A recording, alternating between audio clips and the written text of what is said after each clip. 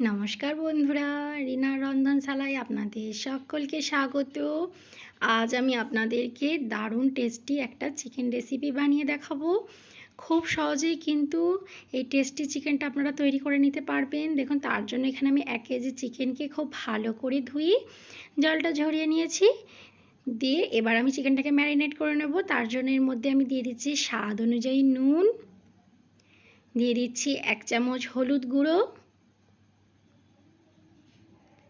এবার আমি এর মধ্যে 100 গ্রাম টক দই দিয়ে দিলাম, আর দিয়ে দিচ্ছি 1 চামচ সর্ষের তেল। এখানে কিন্তু সর্ষের তেলই দিতে হবে। দিয়ে সমস্ত কিছুকে হাতের সাহায্যে খুব ভালোভাবে মাখিয়ে নিচ্ছি। দেখুন, মাংসটাকে খুব ভালোভাবে মাখানো হয়ে গেছে। এবার এটাকে ঢাকা দিয়ে 1 ঘন্টার জন্য ম্যারিনেশনে রেখে দেবো। আর আপনারা যদি এর থেকে বেশি রাখেন তাহলে কিন্তু অবশ্যই ফ্রিজে রাখতে হবে। দেখুন, মাংসটাকে ম্যারিনেট করতে দিয়ে এখানে আমি পেঁয়াজ, আদা, রসুন কেটে নিয়েছি, আর এখানে 4টে মিডিয়াম সাইজের পেঁয়াজকে এইভাবে ঝিরিঝিরি করে কেটে নিয়েছি। এবার গ্যাস অন করে একটা কড়াই চাপিয়ে তার মধ্যে আমি বেশ খানিকটা সর্ষের তেল দিয়ে দিয়েছি। এবার তেল খুব ভালোভাবে গরম হয়ে গেছে। এবার তেলটাকে খুন্তির সাহায্যে এইভাবে আমি একটু চাড়িয়ে দিলাম। এবার কেটে রাখা পেঁয়াজগুলো আমি তেলের মধ্যে দিয়ে দিলাম। দিয়ে খুব ভালোভাবে নাড়িয়ে চাড়িয়ে আমি পেঁয়াজগুলোকে ভাজতে থাকবো।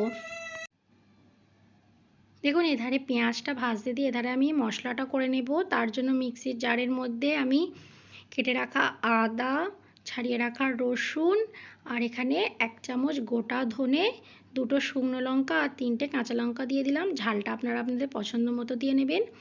এবার এখানে অল্প করে জল দিয়ে এর একটা মিহি পেস্ট আমি তৈরি করে নিলাম। দেখুন, মশলার মিহি পেস্ট করা হয়ে গেছে। আর মশলা করতে করতে কিন্তু পেঁয়াজটাকে 2-3 বার আমি নাড়িয়ে চাড়িয়ে দিয়েছিলাম। আর পেঁয়াজটাও দেখুন সুন্দর লালচে করে ভাজা হয়ে গেছে।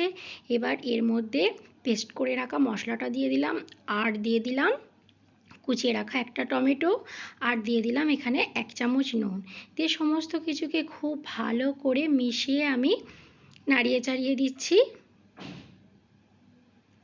এবার আমি এর মধ্যে দিয়ে দিচ্ছি 1 চামচ কাশ্মীরি রেড চিলি পাউডার, আর দিয়ে দিচ্ছি 1 চামচ হলুদ গুঁড়ো। দিয়ে এটাকেও খুব ভালো করে মিশিয়ে মশলাটাকে আমি 2 মিনিট মতন কষিয়ে নেব, যাতে আদা রসুনের কাঁচা গন্ধটা চলে যায়। দেখুন, 2 মিনিট মতন মশলাটাকে খুব ভালোভাবে কষিয়ে নিয়েছি। এবার আমি ম্যারিনেট করে রাখা চিকেনটা আমি এর মধ্যে দিয়ে দিচ্ছি। এই চিকেন দিয়ে আমি খুব ভালো করে নাড়িয়ে চাড়িয়ে সমস্ত কিছুটাকে মিশিয়ে নেব।